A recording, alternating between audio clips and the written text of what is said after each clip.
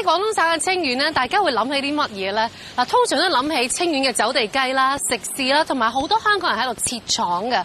但係原來喺呢個咁近香港嘅地方咧，有好多古鎮咧係未被發現嘅。咁我今日咧就會行入去咧，周圍咁去發掘下佢哋啦。福地仙山藏古山，清遠山水貫南華。被譽為係珠三角後花園嘅清遠，由於版圖好似一隻鳳凰，所以又叫做鳳城。戴子婷今次嘅旅程由清遠市出發北上，經過3個鐘頭嘅車程之後，就嚟到連南縣，目的地就係隱沒喺南江山山頂嘅千年瑤寨。我執咗嚿石，你估下我會諗到啲乜嘢？我諗到嘅係瑤族嘅奮鬥史啊！佢哋最初嚟到呢度嘅時候，見到周圍岩岩巉巉、怪石嶙峋，就好擔心，因為種唔到稻米。但係後來俾佢哋諗通咗，我唔種稻米，我咪種第二樣嘢咯。所以咧，佢哋就開始種粟米啦，同埋毛豆。咁我哋仲將咧粟米咧磨成糊，就變咗好似一種粥咁樣嘅物體。咁呢樣嘢咧就叫做麥羹。佢既有營養啦，又平靚正，到而家都仲食緊㗎。瑤族人喺清遠嘅發展史，簡直係一個個白手興家嘅故事。當時佢哋憑住一雙手、一份堅持，由原來只係得幾百人揾朝唔得晚嘅少數民族，變成喺鼎盛時期喺南江山稱霸一方，人數過萬嘅族群。我行到上嚟呢度咧，原來就行咗2/3啫，我仲有1/3段路程要行。但我邊行咧，我一路都唔覺得攰，因為風景實在太靚啦。我望過呢邊咧，覺得自己好似翻咗去雲南咁樣，因為周圍都係梯田。咁但係望去第二個方向咧，又見到咧啲山咧，好似桂林嘅山咁樣。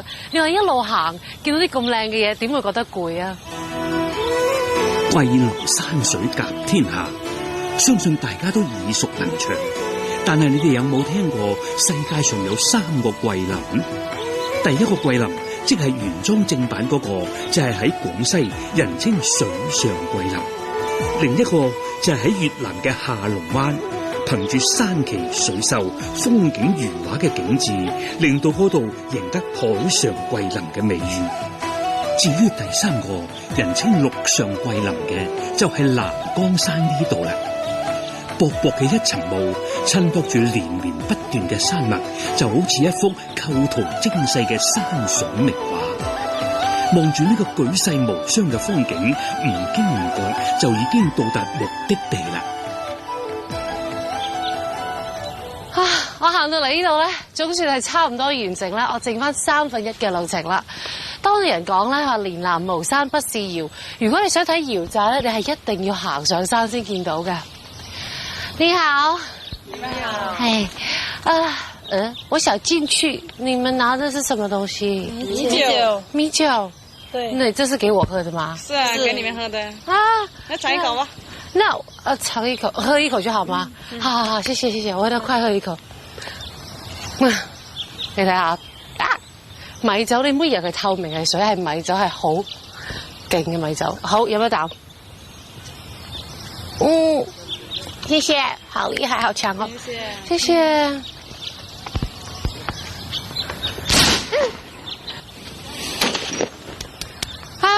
原來佢唔係淨係要我飲酒啊，仲會開埋出頭放炮，嚇死我！驚啊！我而家入去啦。瑤族嘅歡迎儀式最大嘅特色就係鳴槍響炮，幾個山頭以外都能夠清楚聽到響聲，就好似將貴賓到訪嘅消息傳遍千里。至於點解會有連南無山不是瑤嘅講法呢？就要追溯到隋唐時期啦。話說當時瑤族人遷移到連南山區，為咗避開兵匪嘅侵擾，於是佢哋就喺險峻嘅高山上邊建寨聚族而居。喺明代，瑤族人喺連南一帶已經發展得相當規模，當中以南江牌嘅規模最大，人口亦比連南其餘7牌較多。鼎盛時期呢度有600戶，5000幾人，所以呢一度又被稱為首領牌。南江千年窯寨係目前全中國保存得最為完好、規模最大嘅彝族山寨。窯寨嘅建築集政治、軍事、民生於一身，可以話係一個國家嘅縮影。窯族法庭係一個專門處理寨內所有爭執罪案嘅地方。寨內地位最崇高嘅窯王會根據呢一度定下嘅一套法律習慣法去仲裁各種案件嘅。中心廣場每逢節日喜事，窯族人呢就會喺呢一片空地之上開會討論、飲酒慶祝，或者舉行篝火晚會，載歌載舞。炮林係寨內嘅軍事重地。炮林位置面向入口，以便第一時間阻止敵方進襲。中國人咧就有8家姓啊，但係原來瑤族人咧淨係得4個姓嘅喎。而點解咧佢哋有4個姓咧？係同一個神話有關嘅。當初盤王咧，即係瑤族人嘅祖先咧，就同王母娘娘嘅婢女咧就拍拖。咁喺風雨交加嘅晚上咧，佢哋做錯事就生咗個 BB。咁但係個 BB 咧就唔係一般嘅 BB，係一團肉嚟嘅。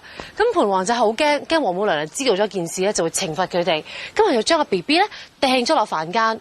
咁如果個 BB 咧跌到落祠堂嘅話咧，就姓唐。咁如果跌咗落啲凳度咧，就姓鄧。咁如果跌咗落房屋度咧，唔係姓屋，係姓房。咁其餘嗰啲跌咗落大地咧，就跟翻佢姓盤啦。喺南江結寨定居嘅鄧、唐、房、盤4個氏族移民，依山勢將南江分為3條龍，東龍為唐姓所居，中龍為鄧姓所居，西龍則以盤、房等姓所居。喺每一條龍嘅地勢中間，會豎立起一塊大石，稱為龍頭。每年過節都會進行祭祀，每條龍呢都會有一個首領負責管理一切事務。3位首領呢就定時向窯王報告寨內一切嘅情況。今日你講神婆教室啦。咁如果你喺條街度咧見到瑤族嘅男女點稱呼佢哋咧？而家教你。就如果你見到係女仔單身嘅咧，就叫做阿 May。咁如果係結咗婚嘅咧，就叫做阿沙。結咗婚生埋小朋友就叫做阿叻。咁男仔就簡單好多嘅，男仔未結婚嘅咧叫做阿龜，結咗婚嘅就叫做阿 Ben，唔係台灣嗰個啊。